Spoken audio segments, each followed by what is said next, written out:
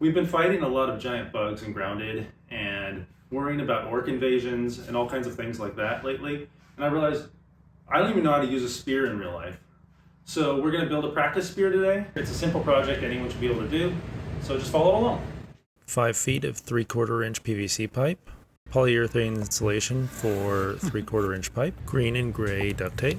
This is a moss green water-based spray paint, though I think an enamel would work better if you can find it. We decided to get the 10-foot one because it was cheaper actually than the 5-foot, and we figured we could just cut it in half. The hardware store will cut the pipe for you if you don't have a pipe cutter.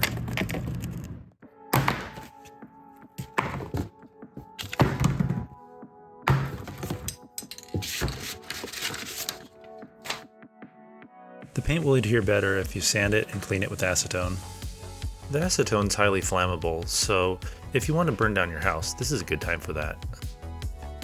I skipped the sanding step, but that was a mistake.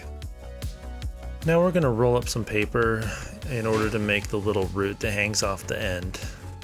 You want it to be thin and dangly on one end, and on the other end you want it to be thick enough that it kind of fills the pipe. Kind of like a malnourished paper carrot. We'll test the fit before we glue it. Seems to fit. I used hot glue on the project because it works on the foam and on the PVC and on the paper, obviously. You could also use E6000 or shoe goo. There might be other glues as well, but those will all take longer to dry compared to the hot glue. Make sure to only burn yourself once. That's about what I did, and it seemed right. Now I'm going to do a similar process for a paper core to put into the other side of the pipe. This is going to kind of give a little extra structure to the spearhead and make it a little less likely to squish in all the way if you're poking at something. I'll put a little glue around the edges as well. If you already burned yourself earlier, remember not to do it again.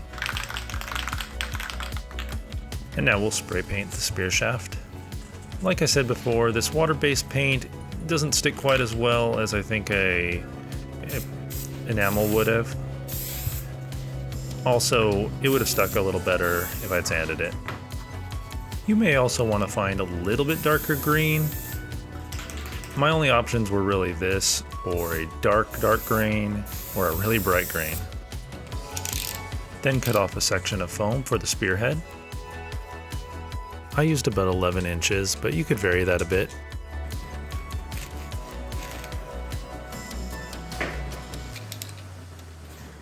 Then we're going to taper off these ends to start giving shape to the spearhead.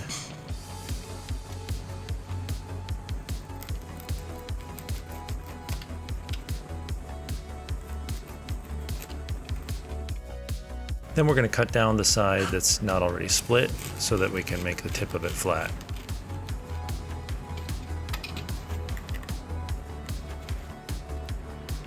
Then we use the hot glue to glue the two sides together.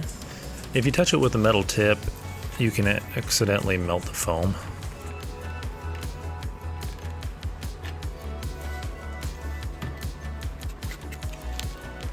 And squish it together.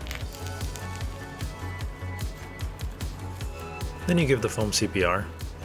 I glued the split here just to make it a little stronger. Now we're going to carve the spear tip into shape using the breakaway knife. We need to make it nice and sharp so that we can kill giant bugs that attack us. If your kid has too many fingers, you could have them do some of it too. This kid has well over 7 fingers, and none of them are even wood yet. Now we're getting to a nice sharp point. This is the same technique that Aztecs used to use on obsidian weapons. They just slice off pieces using a breakaway knife they bought at the hardware store. Now we're going to use some dark brown craft paint and the body of SpongeBob's grandma. And we're going to dab it all over the little dangly root at the bottom of the sprig to add dirt.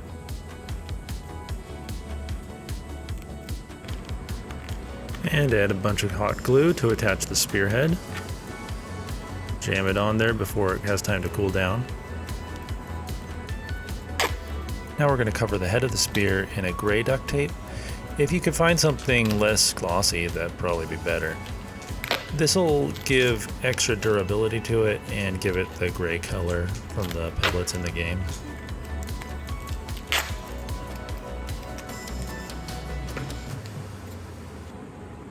If you're wearing gloves from the painting step, this is a good time to take them off. The tape really sticks to those gloves. I was having a lot of trouble. You're going to want to let a little bit of the tape hang over the edge, and then you're going to fold it over on itself so that it's got a little bit of a flatter, sharper edge.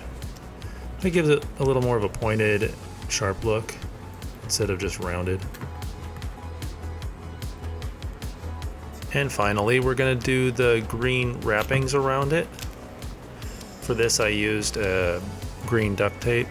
I didn't really have a lot of options. I would have much rather had a little bit darker green, well, maybe a lot darker green, also something not glossy.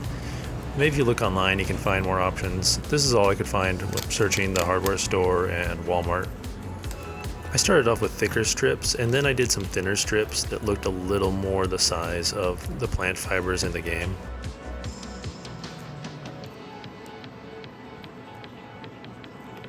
I started to intentionally make some of the strips wrinkly in order to give them texture, and then I folded over some of the strips at the end so that they'd dangle. And then we're done, and we can sit back and look at our shiny toy spear. And that's how you make the pebblet spear.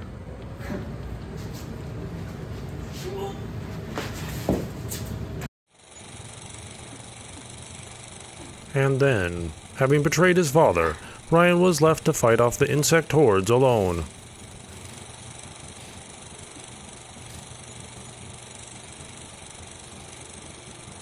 Or was he?